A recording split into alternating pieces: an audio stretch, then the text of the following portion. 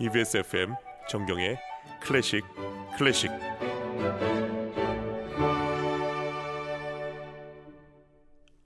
(5월 8일) 어버이날 정경의 클래식 클래식 2부 출발합니다.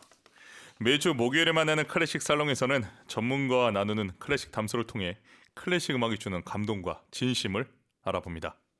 자, 오늘도 풍월당에서 펴낸 도서 음악가 이미지를 쓴 박찬희 컬럼니스트 나와주셨습니다. 안녕하십니까? 안녕하세요, 선생님. 작가님, 한 주 동안 어떻게 지내셨어요? 조금 바빴습니다. 바쁘게 지내셨어요? 네네. 학교 일정 때문에 바쁘신 거죠? 아무래도 네, 중간고사 때 기간이 있어가지고요. 네네. 그렇군요. 어떻게 네. 중간고사는 잘 지나갔습니까? 묻지 말아주시기를 바랍니다.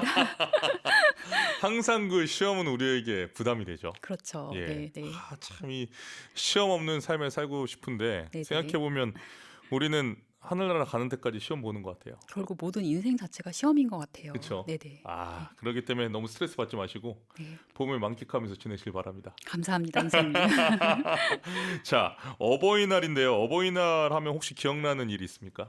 사실 저는 특별한 기억은 없는 것 같고요. 네. 정말 소소하게 어렸을 때는 그 부모님의 그 청소나 설거지 같은 거를 이렇게 좀 소소하게 도와드리려고 노력을 했던 것 같아요. 네. 근데 최근에 약간 좀 생각이 약간 좀 바뀐 것이요. 네. 예전에는 약간 어버이날에 뭔가 특별한 이벤트가 있어야 된다고 생각을 했던 것 같아요. 그래서 뭐 카네이션 꽃바구니를 큰 걸로 보내드려야 된다든지 아니면은 좀 근사한 레스토랑에 가서 부모님께 식사를 사드려야 된다든지 약간 이런 강박관념이 있었는데요. 예. 저희 부모님을 최근에 보니까 오히려 그런 거는 조금 부담스러워하시고 어허. 평소에 안부 전화 자주 드리고 음. 카톡 자주 드리고 네, 자주 마음을 전하는 거를 정말 좋아하시더라고요. 아. 그래서 제가 요즘 느끼는 것은 정말 매일매일이 어버이날 같이 자주 부모님께 마음을 전하는 것이 가장 중요하지 않을까라는 생각을 해봅니다. 네. 이런 뭐 교과서에 나오는 완벽한 문장을 말씀하셨습니다. 어버이날에만 이렇게 뭔가 특별히 잘하는 게 아니라 평소에 항상 어버이날처럼 네. 생각을 하고 전화나 메시지 드리면서 네, 이렇게 일단 제가 겪어보니까 아. 정말 그걸 가장 좋아하시더라고요. 네. 반성이 됩니다. 잘 알겠습니다. 저도 잘 못합니다, 사실. 자, 오늘 음악 이야기 어떤 이야기로 풀어가게 되나요? 네, 오늘의 주제는 바로 여성 작곡가들입니다. 오호. 네, 최근에 북미나 유럽 쪽에 보면은요, 네. 특히 여성 화가들에 대한 관심이 굉장히 집중이 되고 있어요. 네. 그래서 여성 화가들에 대한 특별전을 따로 연다든지 아니면은 그들의 화집이나 책을 따로 낸다든지 이런 움직임이 굉장히 활발한데요. 네. 또 이에 못지않게 또 서양 음악사에서는 여성 작곡가들이 굉장히 많이 있었습니다. 네. 근데 제가 굉장히 안타까웠던 게 이런 여성 작곡가들에 대해서 많이 알려지지 않았다든지 아니면 많이 알고 계셔도 음악을 따로 들어볼 기회가 많지 않았어요. 그래서 오늘 따로 여성 작곡가들이라는 주제로 이렇게 마련을 해보았습니다. 그렇군요. 여성 작곡가면 일단 많은 분들이 클라라 슈만이나 파니 멘델스존을 떠올리지 않을까요? 네, 그렇죠. 보통 여성 작곡가 하면 주로 파니 멘델스존이나 아니면 클라라 슈만을 떠올리게 되는데요. 예. 사실 서양 음악사에서는 중세, 르네상스, 그리고 바로크, 고전, 그리고 낭만, 그리고 20세기에 이르기까지 정말 무수히 많은 여성 작곡가들이 있습니다. 그래서 오늘은 이런 여성 작곡가들을 연대기 순으로 차근차근 소개시켜 드리려고 합니다. 와, 연대기별로 소개를 또 해주신다고 하니까 기대가 되는데요. 그런데 중세와 르네상스 시대에는 이 여성이 사회활동에게 좀 제약이 있지 않았습니까? 네, 맞습니다. 네. 그래서 음악사에 큰 족적을 남기신 이런 여성 작곡가들을 보면은요, 중세 르네상스 시대까지는 거의 많은 경우 수도자나 수녀였어요. 어. 네, 그래서 사실상 여성이 교육을 받을 수 있는 기회가 수녀원에 가는 길 외에는 없었거든요. 그러면은 수도자나 수녀가 되면은 교육은 받을 수 있는 겁니까? 아무래도 남성 수도자들에 비하면은 그 네. 교육의 질이 조금 떨어지긴 하지만요. 예. 그래도 여성이 교육을 받을 수 있는 기회 자체가 수녀원 외에는 없었고요. 가끔씩 아버지가 굉장히 깨어 있다든지 해서 딸에게도 교육을 집중해 주거나 이런 사례가 있긴 했는데요. 예. 그나마도 이런 케이스는 르네상스 이후가 되어야지 존재한다고 보시면 됩니다. 그렇군요. 그 비잔틴 제국에서 9세기 활동했던 카시아 같은 경우도 그런 사례 아닌가요? 네, 맞습니다. 바로 그런 사례인데요. 네. 이 카시아 같은 경우는 9세기 비잔틴 제국에서 활동했던 수도자이자 작곡 작곡가 그리고 시인 그리고 신학자였습니다. 네. 그녀는 비잔틴 성가 전통에 속하는 창가를 여러 작곡을 했는데요. 네. 그녀의 글과 음악은 깊은 신앙과 묵상 그리고 신적 사랑에 대한 갈망이 많이 담겨 있고요. 당대 여성으로서는 드물게 굉장히 지적이고 그리고 주체성을 굉장히 강렬하게 드러내는 점이 특징입니다. 무엇보다도 그녀의 아주 성스럽고 아름다운 신앙이 작품에 아주 깊이 녹아들어가 있어요. 그렇군요. 네. 음악이 궁금한데요. 그럼 여기서 카시아가 작곡한 곡 들어볼까요? 네, 카시아가 작곡한 곡 중에서요. 고유 찬송가 이디오 멜론이라고 하거든요. 예. 이 이디오 멜론이라는 것은 비잔틴 전래에서 특정 축일이나 절기에 맞춰 작곡되었던 독립적인 창가예요. 네. 네, 특히 대영광송 직전에 불리는 경우가 많은데요. 이번에 들어볼 바리새인과 세리의 주일은 사순절 전 준비 기간인 트리오디온이라고 해요. 이 네. 트리오디온 시작을 알리는 주일로 이날의 아침 기도에서 네, 불리는 곡으로서요. 회개와 겸손의 중요성을 강조하는 곡입니다. 네. 그렇군요. 네. 자, 그럼 여기서 9세기에 활동했던 여성 작곡가 카시아의 바리사이와 세리 주일 아침 기도에서 낭송되는 고유 찬송가를 카펠라 로마나의 합창으로 감상해 보시겠습니다. 9세기 활동했던 여성 작곡가 카시아의 바리사이와 세리 주일 아침 기도에 낭송되는 고유 찬송가를 카펠라 로마나의 합창으로 감상하셨습니다. 이 곡에 대한 견해 좀 부탁드립니다. 네, 일단 비잔틴 전래에서 그 여성의 이름이 살아남았다는 것 자체가 굉장히 특이한 일이에요. 네. 그만큼 그녀의 탁월한 작곡 실력과 또 능력을 인정받았다고 볼 수 있겠습니다. 예. 또 그만큼 그녀의 대단한 영성과 신앙이 느껴지는 곡이기도 하고요. 이런 곡을 작곡하려면 일단 신앙심이 깊어야 되겠어요. 그렇죠. 신앙이 없으면 이런 곡을 쓸 수가 없다고 생각합니다. 자.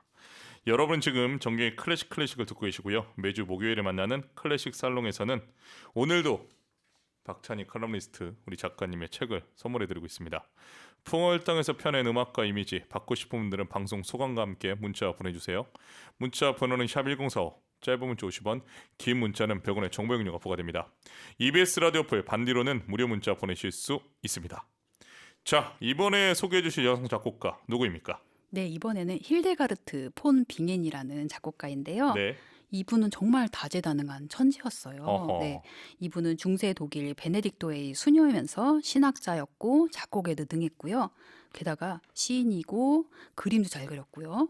그리고 약초학에도 능했는데 당시로 약초학은 요즘 우리가 생각하면 풀 연구하는 학문 아니야 이렇게 생각할 수도 있는데요. 당시로서는 의술에 가까웠습니다. 의학이었군요. 네, 그러니까 의사였던 거죠. 어. 그러니까 정말 대단한 천재였고요. 그 기독교 2000년 역사에서 교회학자 그 교리나 이런 학식으로도 뛰어난 분들이 37명 정도가 되는데 네. 그 중에서 수녀가 여성이 딱 4명이거든요. 네. 그 중에 한 분이십니다. 와. 네, 대단한 분이시죠. 네. 그렇군요. 의사의 시인의 화가의 작곡가 네. 그리고 수녀 원장 네. 대단합니다. 그 지금 작곡한 음악이 지금도 혹시 연주회장에서 연주가 되고 있는 건가요? 굉장히 많이 연주가 오. 되고 있습니다.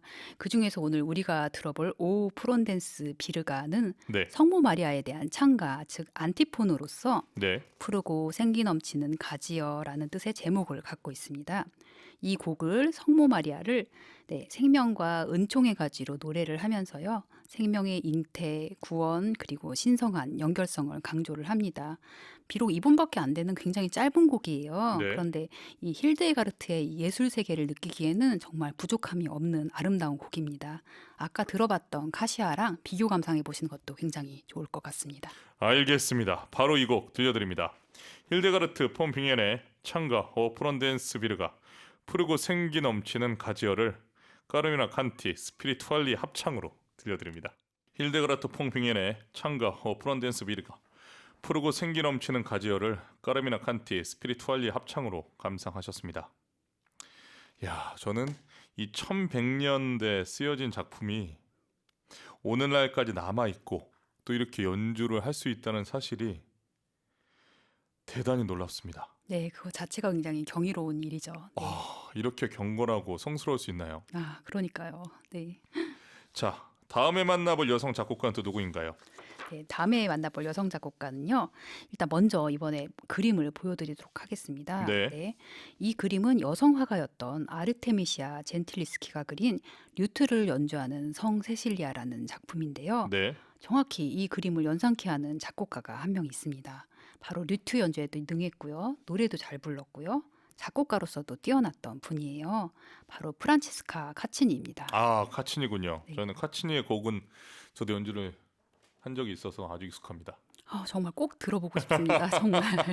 꼭 기회를 만들겠습니다. 네네. 와, 근데 보니까 이때 이 여러 작곡가들은 보통 일이 네다섯 개 되네요. 네네, 그렇죠. 네, 네. 워낙 다방면으로 재능을 가지신 분들이 많아서요. 와, 카치니 아베 마리아 유명하지 않습니까? 네, 그렇죠. 사실 이 아베 마리아는 사실 러시아 작곡가 블라디미르 바빌로프가 작곡했던 곡이에요. 네. 근데 바빌로프가 카치니의 아베 마리아로 발표하면서 이름이 널리 알려지게 된 줄리오 카치니가 바로 이 프란체스카 카치니의 부친인 겁니다.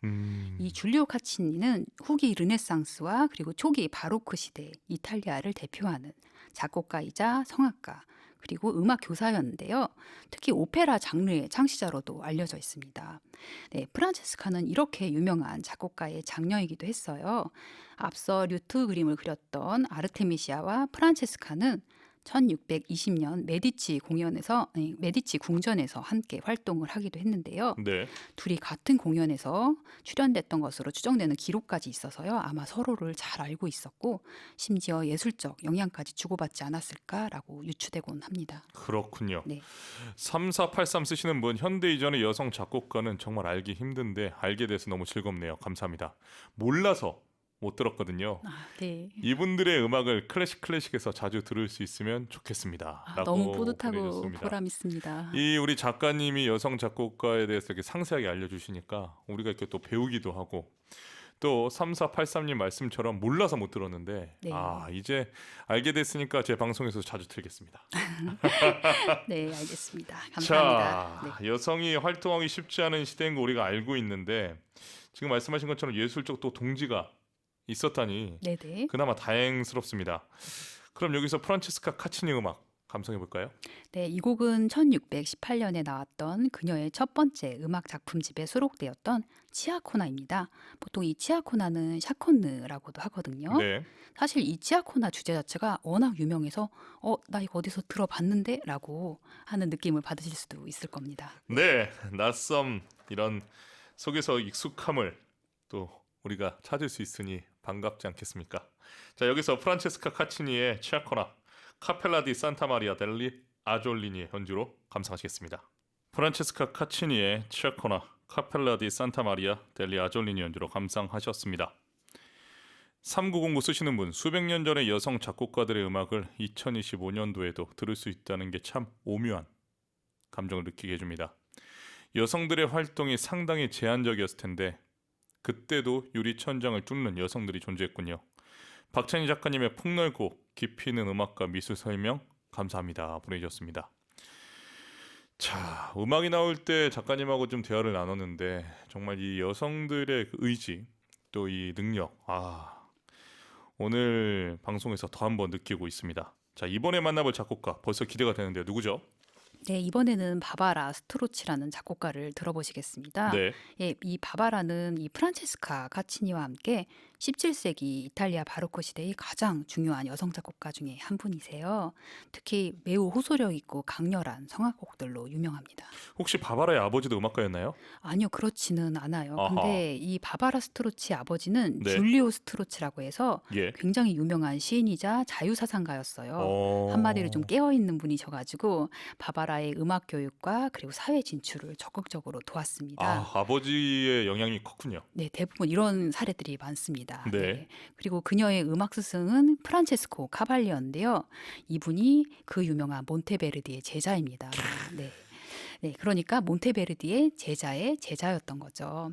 그리고 몬테베르디의 이 제2작법 같은 경우에는 가사와 음악은 긴밀하게 연결되어야 된다. 그리고 선율과 가사는 서로 조화를 이루어야 된다라는 것이었거든요. 예. 그래서 이런 몬테베르디의 영향을 받아서 스트로치 역시 굉장히 호소력 있는 강렬한 가사와 그에 맞춘 음악이 굉장히 특징입니다. 잠시 후에 바바라가 쓴 그 곡들을 들려드릴 건데요. 이분의 노래를 들어보시면 얼마나 이 음악이 가사에 맞춰서 딱딱 움직이고 있는지 아실 수가 있어요. 아, 그렇군요. 네. 자, 어떤 곡을 우리가 감상할 겁니까? 네, 제목이 레라클리토 아모르소라고 사랑에 빠진 헤라클레이토스예요. 네. 먼저 이 헤라클레이토스에 대해서 조금 설명을 드려야 될 것 같아요. 네. 네, 그림을 한 장 보시겠습니다. 네. 네, 그림 속에 두 사람이 있는데요. 왼쪽 사람은 계속 울고 있고요. 그리고 오른쪽 사람은 웃고 있어요. 울고 있는 쪽이 헤라클레이토스고요. 웃는 쪽이 데모크리투스입니다. 네, 이 헤라클레이토스는 세상과 인간의 덧없음과 끊임없는 변화를 강조했던 철학자였는데요. 네. 그는 인생의 무상함과 인간의 어리석음을 슬퍼하면서 항상 눈물을 흘렸다고 전해지고 있어요. 네, 그래서 그의 눈물은 인생의 덧없음에 대한 그런 우울과 비탄을 상징을 하고요. 이 데모크리투스는 원자론을 주장했던 사람이죠. 근데 이 철학자는 삶과 세상의 어리석음을 보고 웃었다고 전해집니다. 즉 그의 웃음은 세상의 무상함을 인정하되 삶의 모순을 심각하게 받아들이지 않는 그 초연함을 뜻하는 거예요. 네. 그렇군요. 이 두 철학자 모두 삶의 무상함을 인정했지만 대하는 태도는 좀 다르지 않았을까 예상이 되는데요. 네, 맞습니다. 당시 교양인들, 즉 철학자나 철학을 좋아했던 이들에게 네. 헤라클레이토스는 슬픔, 눈물을 바로 자동적으로 연상시키는 사람이었던 거예요. 네. 그러니까 스트로치는 바로 사랑에 빠진 헤라클레이토스라는 주제를 통해서 사랑을 통한 이 배신과 좌절 그리고 눈물과 슬픔을 아주 극적으로 담아냈습니다. 그리고 여기서 피에트르 로터리라는 화가의 우는 소녀라는 그림을 한번 보여드릴게요. 네. 네, 그림 띄워주시겠습니까? 어. 소녀가 너무 슬프게 울고 있죠. 네. 그리고 이거에 어울리는 우리가 지금 들어볼 스트로치의 곡 가사 일부분을 제가 한번 읽어드리겠습니다. 네. 들으시오 연인이여, 오 신이시여, 내가 눈물 흘리는 이유를, 내가 그토록 사랑하며 숭배했던 아름다운 나의 우상이여, 그토록 믿었던 그대의 신이가 죽고 말았구나. 나는 오직 울기만을 갈망하며 눈물로만 내 자신을 채우네. 네, 이게 가사 전체가 이렇게 시련의 아픔과 눈물을 담고 있고요. 네. 네, 소위 말하는 라멘트 베이스라고 하죠. 라, 솔, 파, 미 이런 식으로 네 개의 음이 계속해서 반복해서 내려갔다 다시 올라가고 이런 형태의 이 지속저음이 나타나서 굉장히 슬픈 느낌을 줍니다. 옛날에 이런 선율이 나오면은 기부인들은 바로 손수건을 꺼내서 울 준비를 했다고 해요. 가사가 없이도 슬픈 곡이라는 것을 당대 사람들은 직감을 했다는 겁니다. 이 음악회 갈 때 손수건이 필수군요. 그렇죠. 자, 그럼 여기서 바바라 스트로치의 레라클리트 아모로소 사랑에 빠진 헤라클레이토스 중에서 첫 부분 카운터 테너 필리프 자루스키의 노래와 크리스티나 플로아가 지시하는 라페르지아테 연주로 들려드립니다. 바바라 스트로치의 레라클리트 아모로소 사랑에 빠진 헤라클레이토스 중에서 첫 부분 카운터 테너 필리프 자루스키의 노래와 크리스티나 플로아가 지휘하는 라페르지아테 연주로 감상했습니다. 와, 작가님 저는 푹 빠져서 감상했습니다. 정말 저는 들으시는 모습 보면서 저도 약간 감동을 받았습니다. 와, 네. 그 세계로 안내되는 느낌. 또 이 작곡도 작곡이지만 카운터 테너 필리프 자루스키의 또 음성이 아주 워낙 또 훌륭한 가수시니까 또 같은 가수끼리 교감되고 그런 거를 좀 잘 아실 수 있을 거예요. 네. 작가님 설명처럼 또 이 감상했던 귀부인들이 이 눈물 흘릴 손수건을 가져왔다고 했잖아요. 네네. 지금 심정 이해가 됩니다. 그렇죠. 예. 네. 아, 정말 이거- 절절하죠. 네네. 2179 쓰시는 분 조금 전에 들려주신 샤코느가 너무 좋았는데 작곡가 이름을 미처 못 들었어요. 다시 한 번만 가르쳐 주세요라고 보내주셨습니다. 네, 다시 한번 말씀드릴게요. 네, 프란체스카 카치니입니다. 네, 우리 작가님이 정확하게 말씀해 주셨습니다. 네네, 예, 혹시 프란체스카가 외우기 힘드시면 카치니만 외우셔도 좋습니다. 네네, 맞습니다. 네. 자, 계속해서 여성 작곡가를 만나보겠습니다. 이번에는 어떤 인물일까요? 네, 우선 초상화를 한 점 보실까요? 네. 네, 이름이 일단 굉장히 기신 분입니다. 네, 이 그림 속 인물은 엘리자베스 클로드 자케 드 라게르라고 프랑스 바로크 시대의 대표적인 여성 작곡가이자 하프시코드 연주자예요. 네. 이 엘리자베스는 저명한 음악 가문이자 그리고 악기 제작 가문에서 태어났는데요. 그 태양왕 루이 14세의 후원을 받으면서 당대에는 드물게 성공한 여성 음악가로 평가받습니다. 네, 특히 엘리자베스의 이 세팔과 프로크리스라는 이 오페라가 있는데요. 1694년에 초연이 되었어요. 근데 이것은 프랑스에서 여성 작곡가가 작곡한 최초의 오페라입니다. 와. 네, 오비드의 변신 이야기를 바탕으로 한 비극적인 사랑 이야기고요. 오늘날에는 엘리자베스의 가장 대표작으로 재조명되고 있습니다. 네, 이번에는 이 엘리자베스 드라게르가 작곡한 하프시코드 곡을 준비했어요. 네. 이번에도 샤콘느인데요. 뒤에 랭공스땅트라는 단어가 붙는데요. 이게 여성형입니다. 이게 변덕스러운이란 뜻이 되는데요. 그래서 변덕스러운 여인을 위한 샤콘느라는 뜻도 되고요.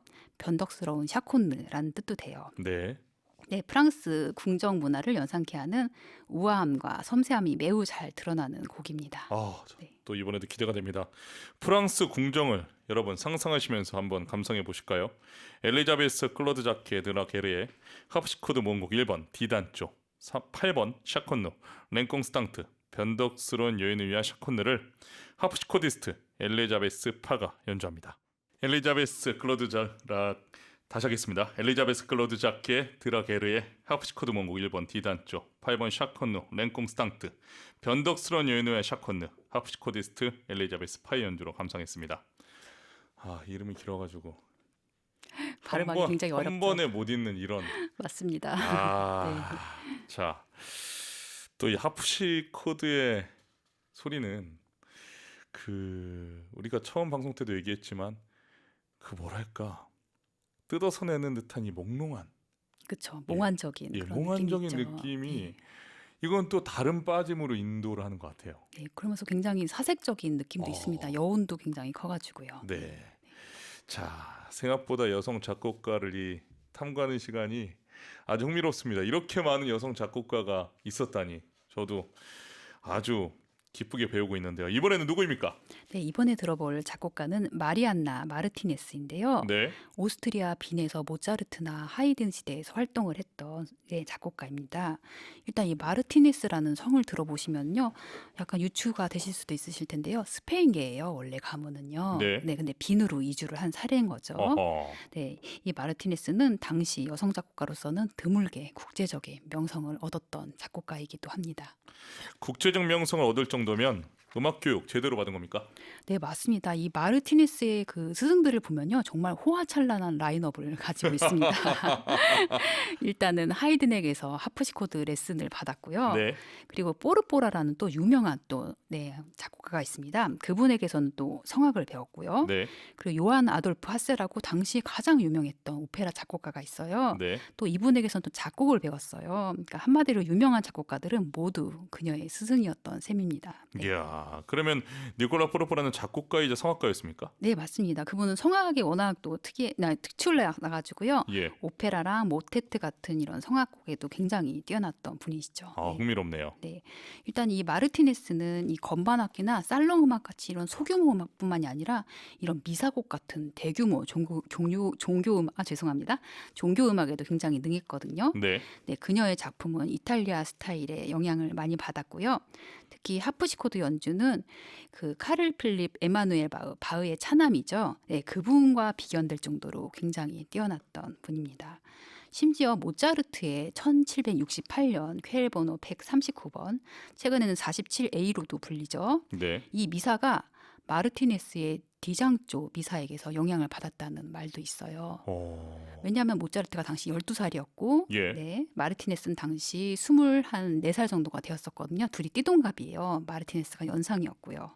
그러니까 어린 모차르트가 마르티네스에게서 영향을 받았다라는 가설이 저는 충분히 설득력이 있다고 생각을 합니다. 야, 우리 이 모차르트가 또 영향을 누군가에 받았다라는 점을 발견하는 점도 아주 흥미롭습니다. 네, 들어보시면 아실 겁니다.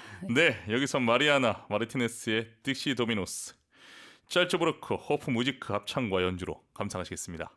마리아나 마르티네스의 딕시 도미노스, 짤츠부르크 호프 무지크 합창과 연주로 감상하셨습니다. 제니 홍콩님, 오늘 정말 너무 좋은 곡들만 알려주시네요. 정클클은 최고 품격의 클래식 감상 방송입니다. 보내주셨습니다. 제니님 고맙습니다.